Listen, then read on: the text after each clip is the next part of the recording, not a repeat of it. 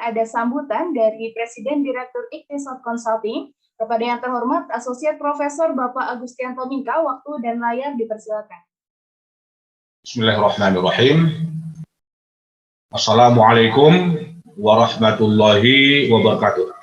Waalaikumsalam warahmatullahi wabarakatuh. Alhamdulillah. Alhamdulillahil ahad alladzi lam yalid wa lam yulad wa lam yakul lahu kufuwan ahad. Allahumma salli ala Muhammad wa ala alihi wa ashabihi wa ala al-anbiya'i alaihimu salatu wassalam alladzina yatamassakuna bil jihad wa yujahiduna fil i'tiqad wal iqtisad. Pertama sekali mari kita bersyukur kepada Allah Subhanahu wa taala yang telah memberikan rahmat dan karunia-Nya kepada kita semua sehingga kita bisa bertemu bersilaturahim secara virtual, secara online untuk membahas dan bermuzakarah tentang satu produk lembaga keuangan syariah, yaitu pembiayaan multijasa akuntansinya, dan juga kita tambahkan nanti pembiayaan multiguna yang berbeda dengan multijasa. Ini diskusi kita yang ke-899.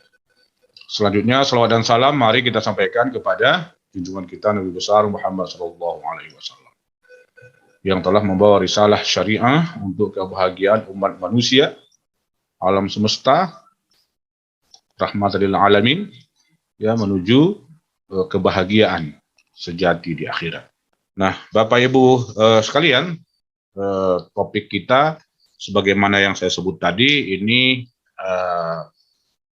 terkait dengan aplikasi pembiayaan multijasa. Jadi multijasa berarti banyak jasa-jasa. Kalau multiguna banyak tentang kegunaan pembiayaan itu, ya, untuk apa saja bisa digunakan satu akad.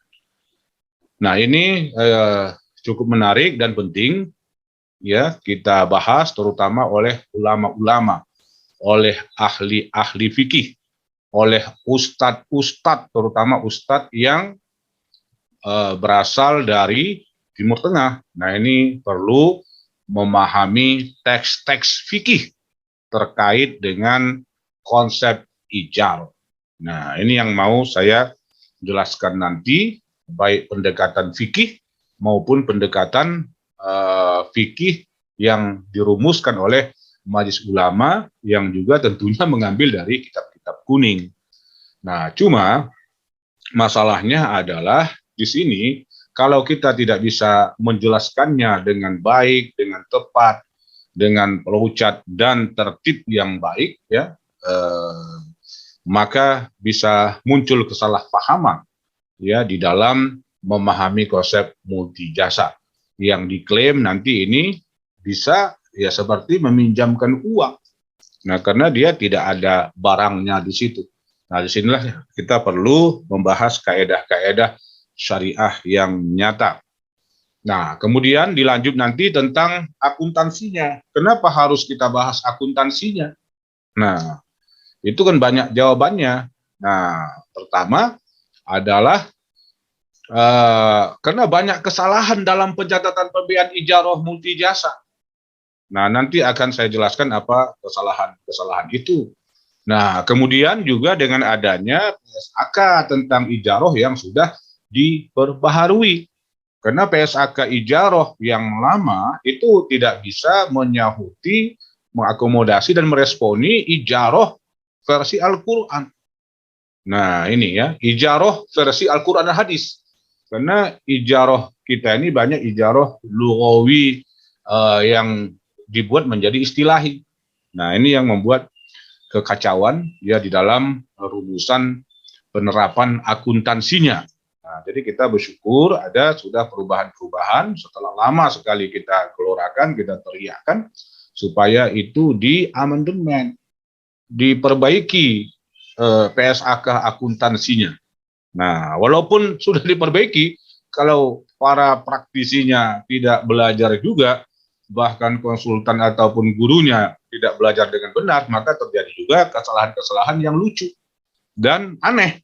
Nah, inilah makanya kita perlu berdiskusi, bermuzakarah ya bersama. Nah, di forum ini juga nanti di bagian akhir sekitar 15-an menit itu saya tambahkan kajian tentang pembiayaan multiguna. Jadi sehingga ada multi jasa dan multiguna. Dan ini adalah dua hal yang sangat berbeda. Kalau jasa itu wilayahnya adalah jasa-jasa. Jasa transportasi, jasa konstruksi, jasa pendidikan, jasa kesehatan, dan jasa-jasa lainnya. Ya, jasa. Jadi bukan sewa. Nah, kalau sewa ada objek barang yang disewa. Sewa gedung, sewa mobil, ada yang disewa dan itu bisa menyusut. Nah, kalau ijarah dalam mana yang diungkapkan oleh banyak sekali ayat Al-Quran dan hadis, ini berbeda. Tidak ada objeknya dalam bentuk benda. Nah, jadi dia adalah bukan ijarah ain. Nah, dia bukan ijarah ain, tapi dia adalah manfaat di luar ain, ya. Nah, nanti bai'ul manfaah disebutkan dalam kitab-kitab fikih. Nah, kalau di seberang sana ada lagi multiguna. Nah, kalau tadi multi jasa, jasa-jasa, kemudian kalau multiguna ini bukan jasa. Nah, tetapi adalah penggunaan uang untuk berbagai macam kegunaan, termasuk nanti referencing top up dan skema yang terbaik untuk UMKM, ya, atau usaha kecil mikro. Nah, inilah yang akan kita bahas nanti selama satu setengah jam, ya. Nanti saya akan presentasi untuk mengemukakan konsep-konsep, teori, praktek, aplikasi, pembiayaan multi jasa dan pembiayaan multiguna. Nah, inilah yang akan menjadi topik bahasan kita. Pendalamannya nanti akan kita lakukan di dalam forum diskusi dan tanya jawab yang sebenarnya tidak kita batasi sampai jam 4. Bisa saja kalau banyak sekali pertanyaan dan kasus dan apapun yang Bapak tanyakan, ini akan bisa berkembang lebih jauh dan waktunya juga kita geser sedikit ya ke arah sore hari. Nah, saya kira demikian saja Bapak Ibu sekalian. Untuk mendapatkan berkahnya, mari sama kita membuka acara diskusi ini dengan basmalah. Bismillahirrahmanirrahim. Demikian sambutan ini, wabillahi taufiq wal hidayah. Wallahul muwafiq ila aqwamit thariq. Nasrun minallah wa fathun qarib. Wa basyiril mu'minin. Wassalamualaikum warahmatullahi wabarakatuh.